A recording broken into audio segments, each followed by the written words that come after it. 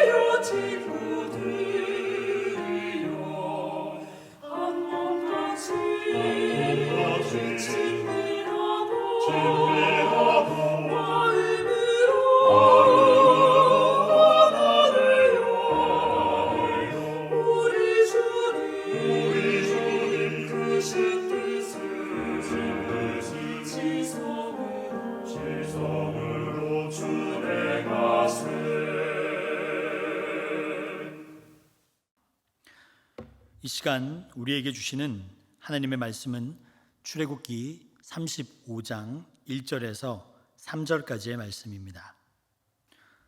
제가 읽겠습니다. 모세가 이스라엘 자손의 온 회중을 모으고 그들에게 이르되 여호와께서 너희에게 명령하사 행하게 하신 말씀이 이러하니라. 엿새 동안은 일하고 일곱째 날은 너희를 위한 거룩한 날이니 여호와께 엄숙한 안식일이라. 누구든지 이날에 일하는 자는 죽일지니 안식일에는 너희의 모든 처소에서 불도 피우지 말지니라. 함께 기도하겠습니다. 사랑의 하나님, 이 시간 우리를 불러주심은 온전한 믿음을 갖게 하고 사랑함과 평안함을 주시려 하는 것을 우리는 믿습니다. 주님의 사랑을 바라보며 지금 우리가 주님께 나아갑니다. 주님의 평안을 누리며 주님께로 나아갑니다. 주여, 십자가의 보혈로 나를 정결케 하시고 나를 씻어주소서. 주님의 말씀을 듣습니다. 하나님의 말씀을 듣고 더욱 주님의 십자가 곁으로 나아가는 시간이 되게 하여 주시옵소서. 예수님의 이름으로 기도드립니다. 아멘. 할렐루야. 여러분 반갑습니다. 오늘은 신앙의 원칙이라는 제목으로 하나님의 말씀을 전하도록 하겠습니다. 이제 35장부터는 하나님이 모세에게 보여준 성막의 청사진, 그 계획이 실행에 옮겨지는 단계입니다. 근데 여러분, 말씀을 여러 번 읽어보신 분들은 눈치를 채셨겠지만 오늘부터 읽게 되는 35장부터 40장까지의 내용과 우리가 과거에 읽었던 25장부터 31장의 내용이 비슷하다는 것을 우리는 보게 됩니다. 성경을 읽다 보면 왜 이렇게 반복을 하는 걸까라는 것에 대한 의문을 가질 때가 있습니다. 거의 비슷하거든요. 내용이 거의 비슷할 때가 있습니다. 왜 하나님은 성경을 그대로 또 적게 하셨을까? 이 부분에서 말씀을 읽다가 먹먹하게 한번 생각을 해봤어요. 똑같은 말씀, 예전에 있었던 말씀이 있었고 그 말씀을 다시금 받아서 읽게 됩니다. 여러분은 어떠십니까? 하나님의 말씀 하셨고 그 말씀이 반복되어서 읽혀질 때 여러분은 어떤 경험을 하셨습니까? 제가 느낀 경험은 하나님은 말씀대로 지었다. 그리고 하나님께서 말씀대로 행하신다는 확신을 가지게 되었습니다. 하나님이 계획하신 대로 하나님이 다 이루었다는 것을 그냥 말 한마디로 한 번에 넘어갈 수가 없었어요. 그래서 다시 한번 읽어가면서 이 말씀이 얼마나 중요한 진리인지 깨닫게 하셨습니다. 그래서 25장에서 31장에 하나님의 말씀하신 내용이 중심이라면 35장부터 40장까지는 하나님이 우리에게 말씀하시는 것이 중심입니다. 즉 하나님이 말씀하신 내용과 그리고 하나님이 우리에게 말씀하신 내용을 반복해서 이야기하고 있다는 겁니다. 그래서 25장에서 31장까지 가장 중요한 부분이 뭐냐라고 본다면 여호와께서 우리에게 말씀하여 이르시되, 여호와께서 우리에게 말씀하시는 것입니다. 즉 하나님으로부터 모든 것이 출발했다라는 것을 강조한다면 오늘 35장부터 40장까지 가장 주목해야 되는 말씀이 뭐냐라고 본다면 오늘 1절 말씀에 그것이 담겨 있습니다. 제가 읽어드립니다. 모세가 이스라엘 자손의 온 회중을 모으고 그들에게 이르되 여호와께서 너에게 명령하사 행하게 하신 말씀이 이러하니라. 출애굽기 35장 1절은 우리의 삶에서 중요한 신앙의 원칙을 가르쳐 줍니다. 제가 이렇게 표현하고 싶습니다. 하나님이 명령하시고 영적인 지도자, 모세 같은 영적인 지도자가 하나님이 하신 말씀을 백성에게 전합니다. 근데 전할 때 반드시 하나님이 하신 말씀 그대로를 전해야 합니다. 그리고 백성들은 그 말씀을 들은 대로 행하는 것입니다. 이렇게 하면 하나님의 나라가 이루어지고 그리고 우리가 해야 할 신앙의 원칙은 이것이다. 이렇게 심플하게 이야기합니다. 즉 하나님을 이루는 것은, 즉 복음이라는 것은 심플합니다. 간단합니다. 그런데 왜 하나님의 나라가 이루어지기 쉽지 않는가? 일단은 하나님의 말씀이 전달되는데 오해가 생기기도 하고 왜곡되기도 합니다. 즉 거짓 선지자가 있는 것처럼. 그리고 말씀을 받았지만 그 말씀대로 지킬 능력이 없기도 하고 그 말씀에 관심이 없기 때문입니다. 하나님의 말씀은 늘 선포됩니다. 여러분도 보시지 않습니까? 유튜브를 보십시오. 하나님의 말씀에 홍수에 살고 있습니다. 문제는 그 말씀을 전하는 사람이 잘못되기도 하고 아니면 받는 사람이 잘못되기도 해서 하나님의 나라가 이루어지는데 어려움이 있다는 겁니다. 그래서요, 하나님의 교회 그리고 믿는 성도들은 무엇을 위해 기도해야 되는가가 명확해집니다. 그게 뭐냐면 하나님께서 말씀하신 그 말씀을 온전히 선포되게 해달라고 여러분은 기도해야 합니다.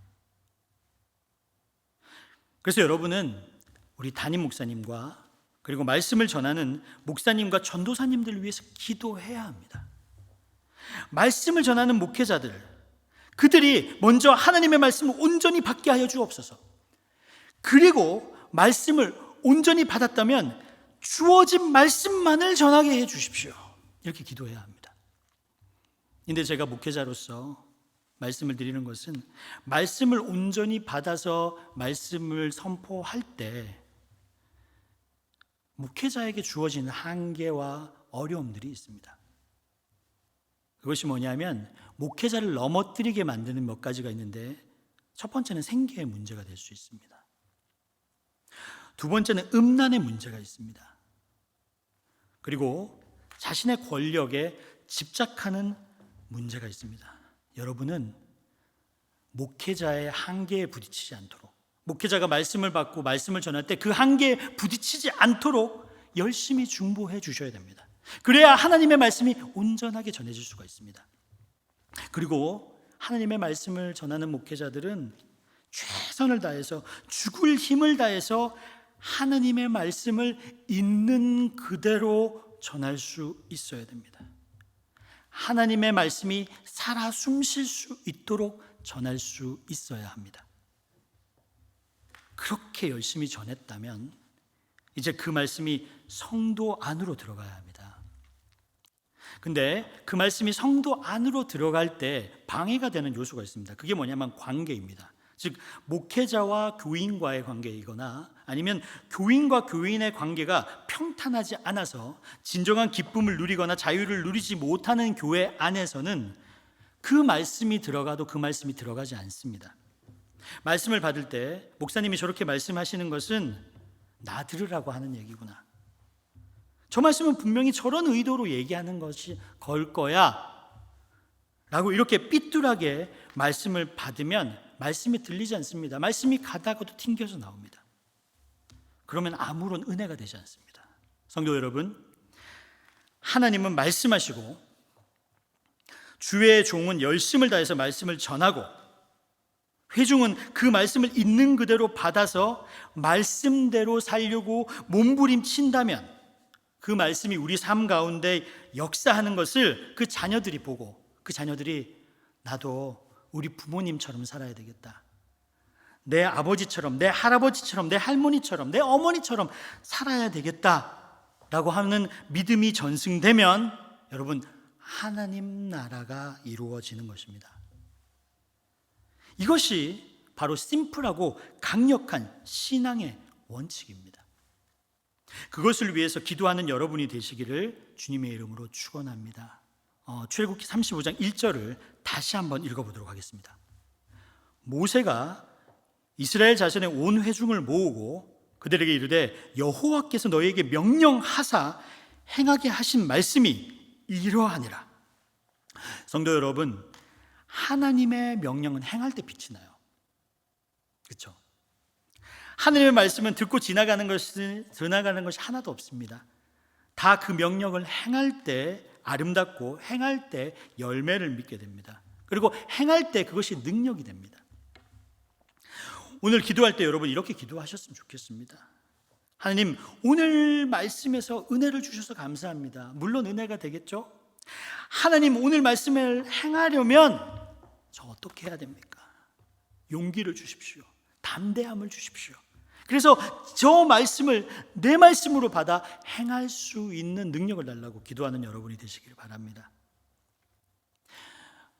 그런데 하나님은요, 이렇게 이제 우리가 이런 마음을 먹었잖아요. 하나님의 명령을 행하겠습니다. 하나님께서 주신 그 명령을 행하겠습니다. 이런 마음을 먹었을 때 어떤 말씀을 주시는지 한번 귀 기울일 필요가 있습니다.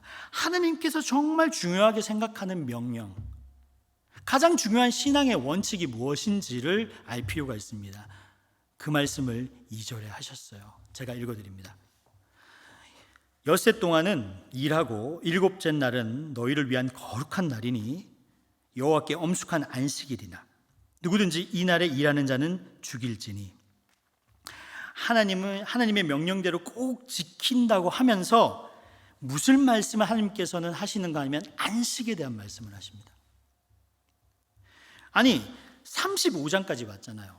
성막이 왜 만들어져야 되는지, 어떻게 만들어야 되는지, 어떤 사람이 만드는지까지 다 가르쳐 주셨습니다.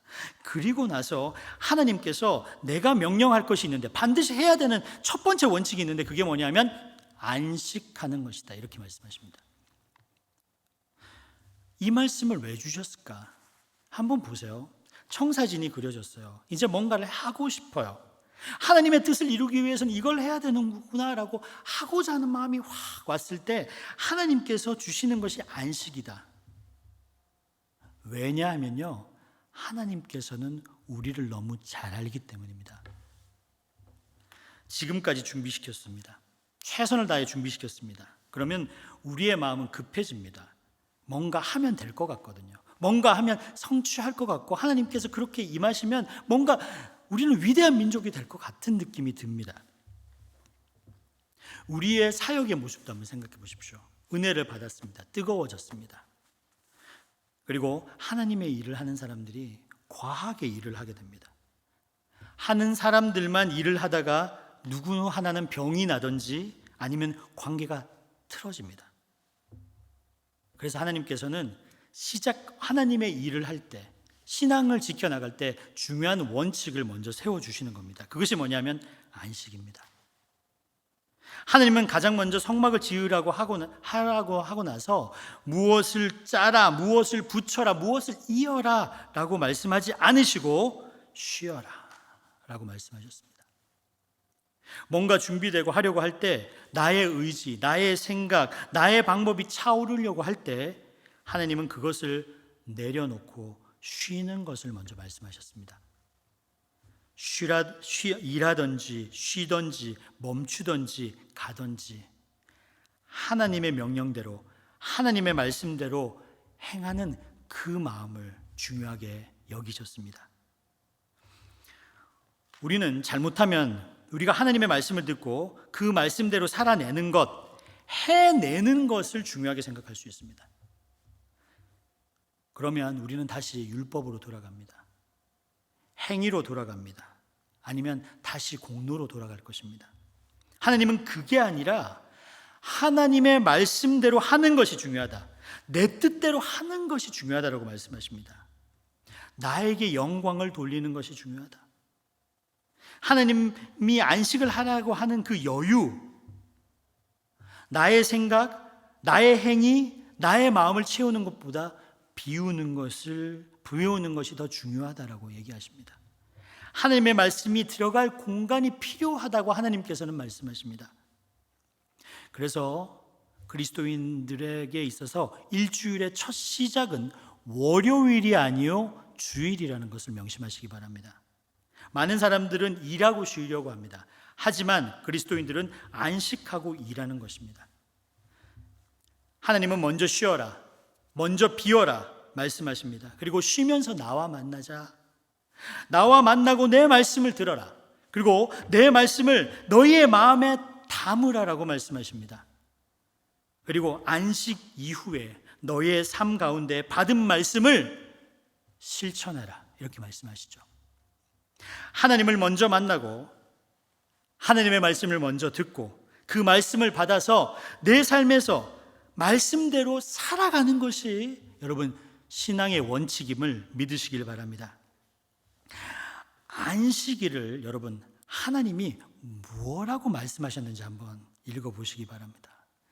2절에 보면 안식일을 이렇게 표현하셨습니다. 너희를 위한 거룩한 날이니. 너희를 위한 거룩한 날이다. 나를 위해서 쉬는 게 아니라 너희를 위해서 쉬는 것이다. 하나님은 안식에 대해서 많은 관심을 가지셨습니다. 출애굽기에 들어서면서 35장까지 들어서면서 안식에 대해서 말씀을 5번이나 하셨습니다. 왜 그럴까요? 출애굽한 백성들이 그 감격과 그 감독으로 일하기 시작하면 반드시 인간은 지칩니다. 수백만 명의 사람들이 일을 한다고 움직이고 부딪히기 시작하면 인간은 지칩니다. 인간은 망가집니다. 성막이라는 한 가지 방향만 보고 일하기 시작하면 일로 사람을 만나고 일로 사람을 평가합니다. 하나님의 은혜를 받은 사람은 일로 사람을 평가하는 것이 아닙니다. 그래서 하나님은 성막을 만드는 출애굽기에서 5번이나 안식을 강조하시면서 쉬어라, 쉬면서 채워라, 쉬면서 진짜 자유가 무엇인지, 진짜 기쁨이 무엇인지 만나라, 그런 기쁨으로 행하는 삶을 살으라고 말씀하십니다. 그래서 안식일을 이렇게 표현하는 겁니다. 너희를 위한 거룩한 날이다. 이제 마지막으로 3절을 우리가 읽어보도록 하겠습니다. 안식일에는 너희의 모든 처소에서 불도 피우지 말지니라.